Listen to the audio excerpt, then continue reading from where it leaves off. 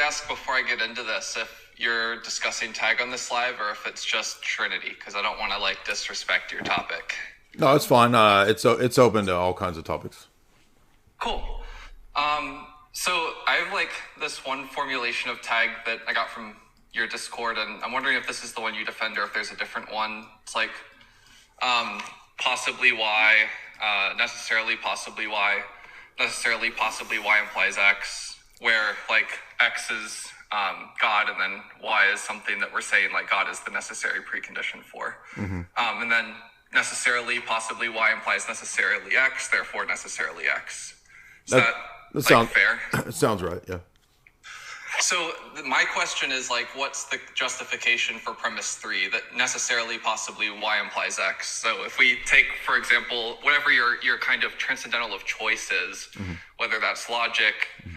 Knowledge, like leave that up to you, what you want to fill in there. And then I'm curious kind of what the motivation for that is. No, I think that's a fair question. The way I like to form the argument at that point is to actually say that it's all of the transcendental categories together, because I think they're all interrelated.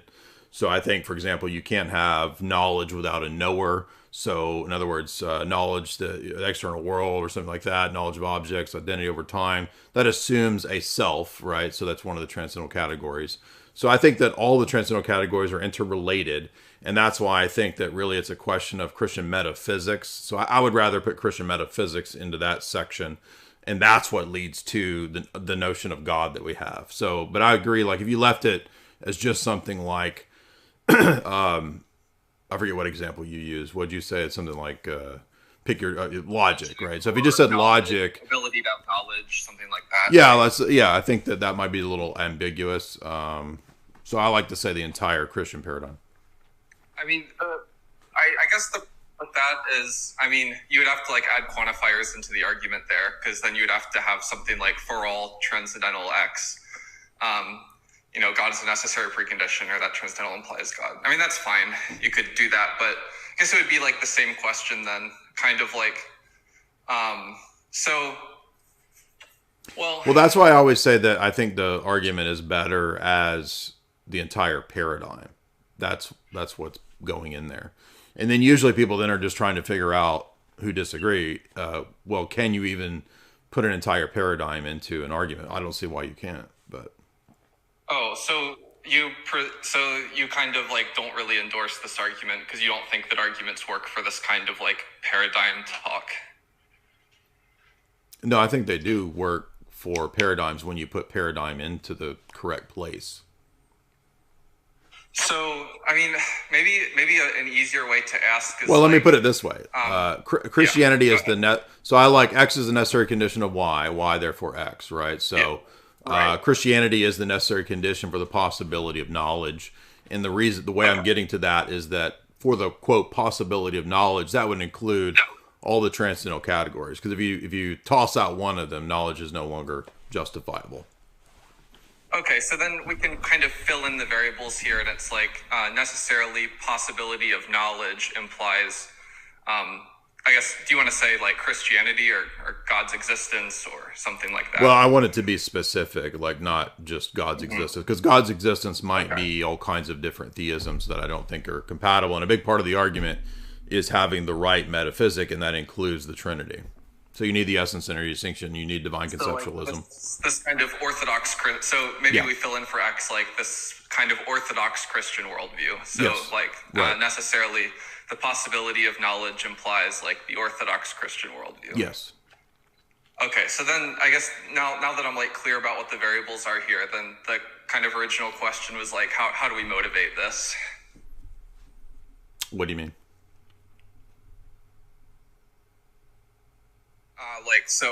What's the argument for this premise?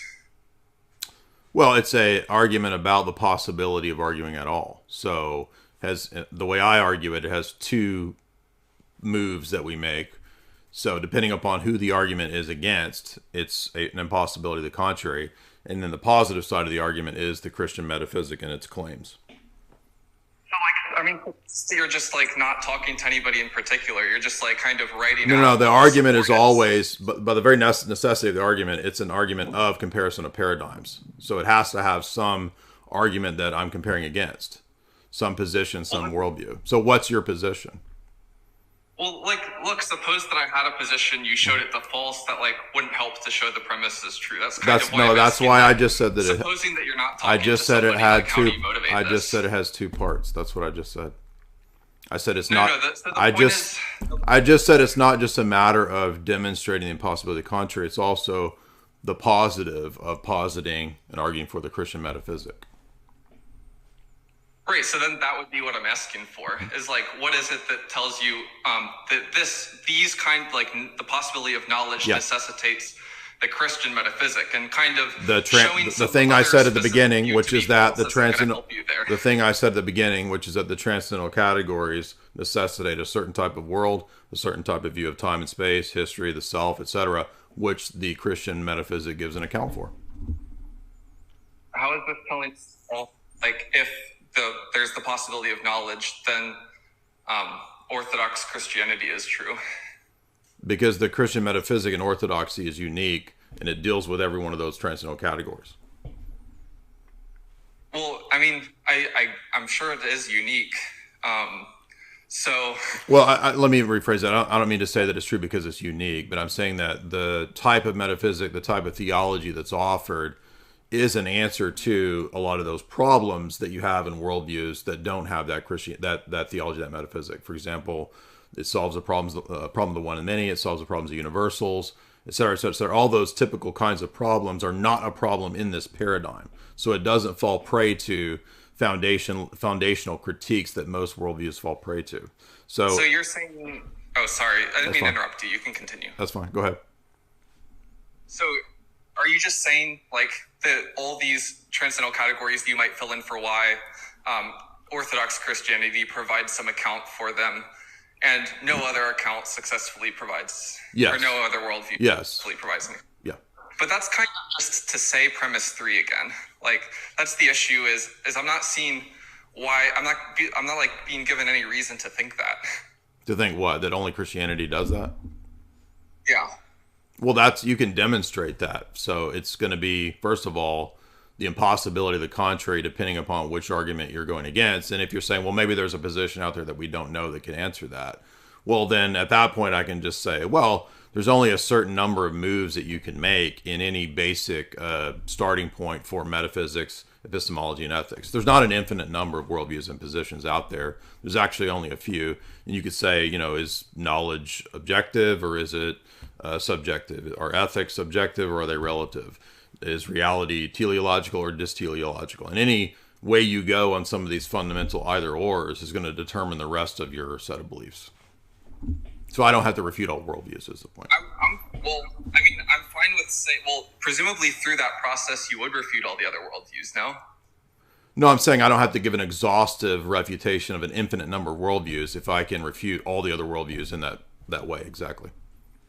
Yeah, I'm not like committed to saying that there are an infinite number of worldviews, or even if there were, that you couldn't do the thing you just described, where maybe... Okay, then if I don't have to do an infinite number of series of every worldview, if I can start with the foundational premises of, metaphysics and epistemology or ethics, then that's the point of the transcendental categories, that they only work, they only cohere, they only make sense, they're only justified in a Christian paradigm. That's the point.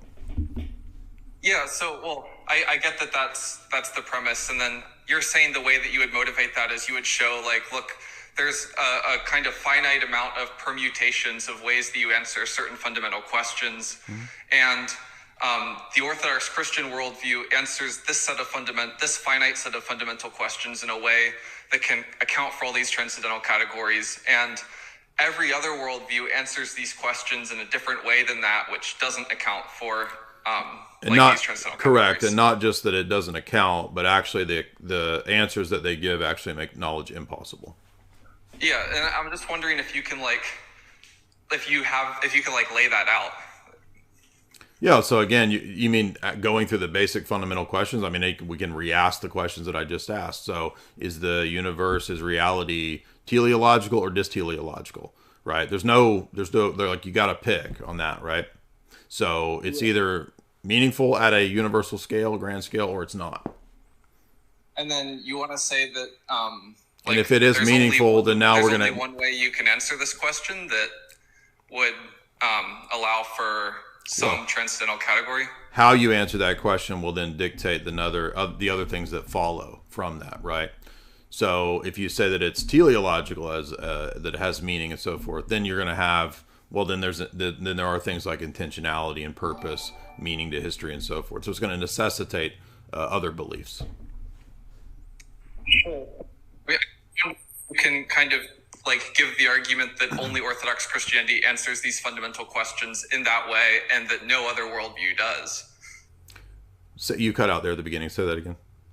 Oh, like what I'm wondering, like what the argument is that only Orthodox Christianity answers these questions in a way that kind of allows for the possibility of knowledge, and none of the other worldviews answer the questions in a way which does allow for the possibility of knowledge. So again, we would walk through different versions, different steps, different takes. So why don't we use your worldview as an example?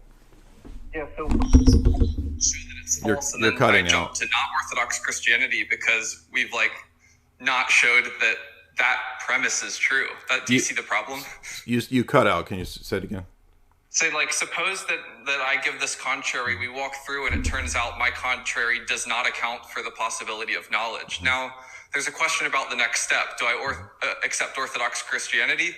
No. I mean, I'll just reject my worldview and go looking for another. But that's why I'm asking, like... Right, but because we've chosen one element of the worldview, it doesn't... Like, the rest of the worldview follows, right? So, just because we're choosing one element of it, it doesn't follow that there's an infinite number of other possible worldviews that can solve that dilemma. So the point is that that's just one element that we've chosen to walk through. We could pick another topic in epistemology and walk through that and get to the same conclusion. So that's the point of the various basics that we could start with. Yeah, but I mean, unless we sit here and like you talk me out of every other worldview, no. And now that's why you already granted that I don't have to refute every possible worldview. Sorry, so now I just mean like every other answer to this kind of finite set of questions. That's what I mean there. Well, I mean that's why it's a lot better if we actually posit what your worldview is, which you don't seem to want to do. Well, I mean, we can do that. I'm just saying that then, like, if my worldview is false and you haven't answered the original question, then that's like, why there's the positive step. I already answered that. That's why there's the positive step, because Christianity doesn't just account for one basic metaphysical premise. It accounts for all the transcendental categories that you need that all go together. That's why it's a argument for all of them working together, as I said.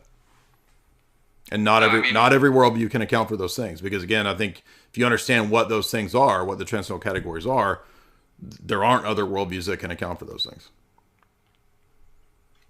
Well, I mean, okay, so like I'm willing to do the like worldview thing if you want to ask me like one of these kind of what you consider fundamental questions, but like just refer back to what I said before. Like without some argument for that premise, then I don't know how this exercise is going to get us like Orthodox Christianity. Because the argument is specifically that Orthodox Christianity provides the necessary preconditions for the transcendental categories. The transcendental categories are the preconditions for the possibility of knowledge at all. And then like talking to me and then like showing my view as false wouldn't like make that premise true, right? Right, and that's why the other transcendental categories are part of the discussion and part of the debate, even though as finite human beings, we have to choose one thing to talk about at a time. I mean, right? But like this exercise isn't anything in support of that premise. You agree with that? In support of which premise? That necessarily for the possibility of knowledge that implies. Well, it's a step. It's a step in the process or in the argument in terms of how I make it. So that's why I said that possibility of the contrary doesn't necessarily mean that my position is true. That's why it also includes the additional arguments for the rest of the worldview, the metaphysics, and so forth. Well, I mean, if you accept classical logic, and possibility of the contrary would just imply that your worldview is true. Well, it would imply that if you look at like modern epistemic debates, even impossibility, even retorsion doesn't necessarily prove my position. So, I mean, classical logic has like negation introduction. So if like not P implies Q, yeah, and the not problem Q, is that we're talking. Yeah, P. but but this is addressed in Quine. This is addressed in modern epistemology. So you're trying to play a game here. I know what you're saying. Wait, what was addressed in Quine's? that just because a position appears to be irrational or impossible doesn't prove that the other system is necessarily the case. So that's only if all of them, like if all of them are, right? So if all of them except for one are impossible, then like given classical logic, the one that's not impossible is true. Okay, but but you're misunderstanding, right? But this isn't the particular argument here is metalogical. It's not an argument about first order logic. It's an argument that is about the possibility of doing logic. So the only way to argue those kinds of positions that are meta are going to be pre-logical. They're still using logic. So it doesn't mean that because we're using logic, it's invalid. It just means that it's an argument about the use of logic itself. So it's not going to be done the exact same way that normal argumentation or logical problems are done.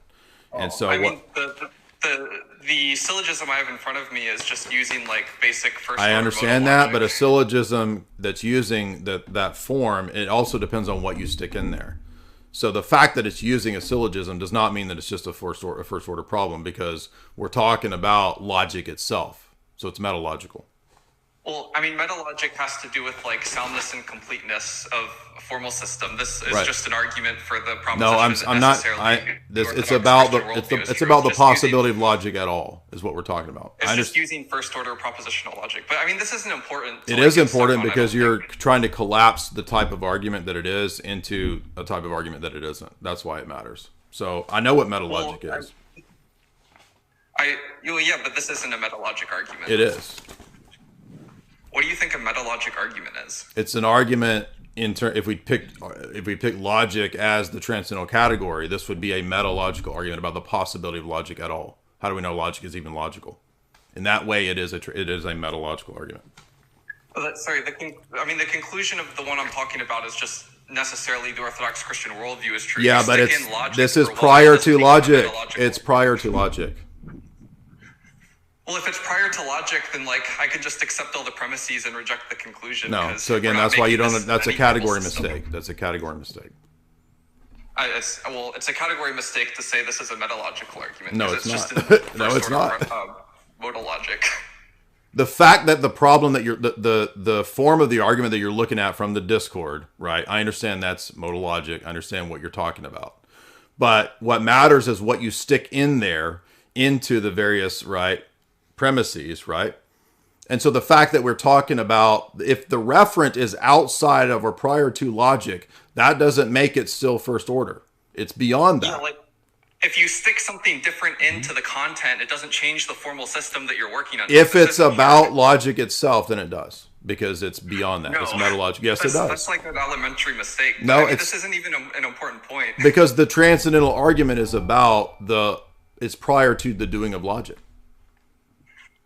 Well, I mean, you can say that, but no, I'm not just saying that. That is the argument.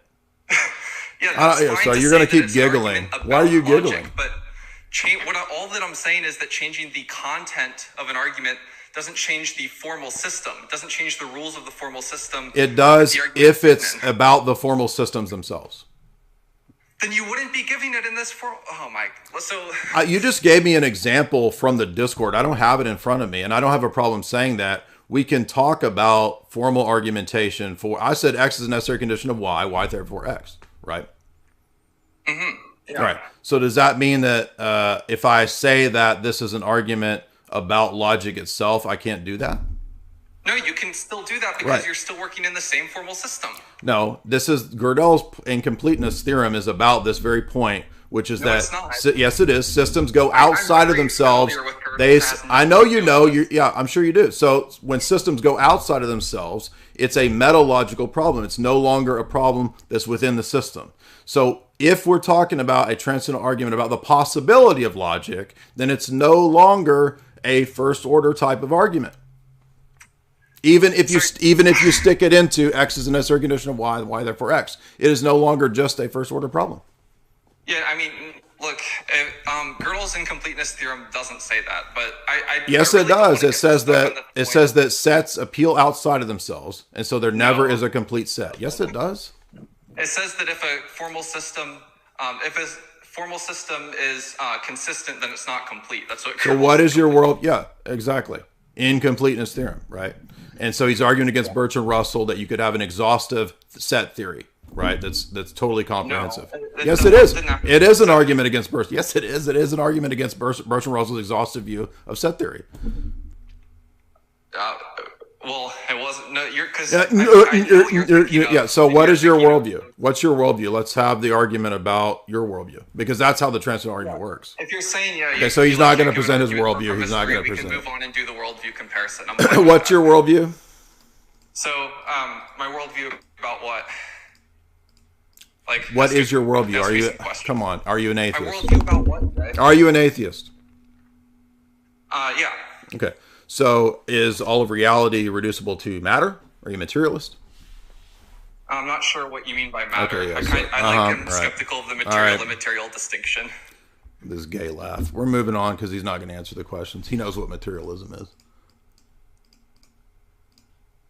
Right. So, again, talking around gibberish. Who's next? Accept. Thank you, Doug, for that fat super chat. What's up, man? What would be your argument against solipsism? That it's self-refuting and would make knowledge impossible. How would you? You would have nothing to compare the true to the false, because everything would be just a projection of the mind.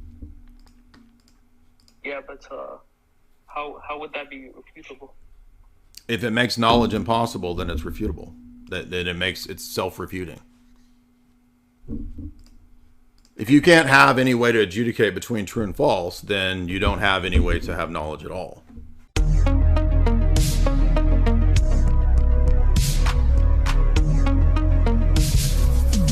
Divinity raises the humanity in Christ through theosis, and that's exactly what we experience.